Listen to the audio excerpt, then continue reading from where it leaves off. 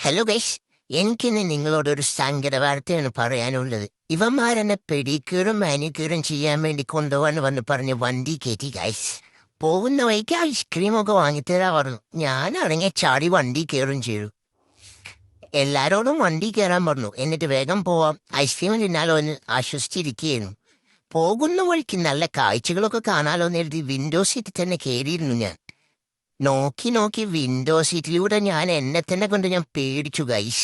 ഇതാണ് ഗൈസ് എന്റെ beauty parlour, happy pets. ഇവിടെ എനിക്ക് ഒരുപാട് ഗേൾ ഫ്രണ്ട്സ് ഉണ്ട് ഗൈസ്. തൊട്ടുള്ള എന്തൊക്കെയുണ്ട് വർത്താനം? കുറെ നാളായല്ലോ കണ്ടിട്ട്. വന്നുടനെ ഇവന്മാര് മൂക്കയും വായിലൊക്കെ എന്തൊക്കെയോ കുത്തിക്കയറ്റി. പിന്നീടാണ് ഞാൻ ആ സത്യം തിരിച്ചറിഞ്ഞ് എന്നെ സൂചി വെക്കാൻ വേണ്ടി കൊണ്ടുവന്നത് ഇവന്മാര്.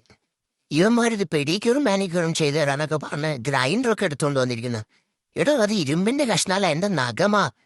എന്റെ ഈശ്വര, ഇവന്മാർക്ക് ഇതുപോലെ ഇത് മറിയോ ആവോ. വായിലാണെങ്കിൽ ഒരു മാസ്ക് വിട്ട് പോയി, ഇല്ലെങ്കിൽ ഒരു കടിയും വെച്ച് കൊടുക്കായിരുന്നു.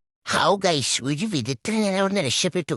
വേഗം ഓടി വീട്ടിലോട്ട് പോയില്ലെങ്കിലേ ഇവന്മാർക്ക് ഇനി വേറാണ്ടോന്ന് തോന്നിയാലും വേഗം പോയേക്കാം. നിങ്ങളൊക്കെ വരുന്നെങ്കിൽ വാ.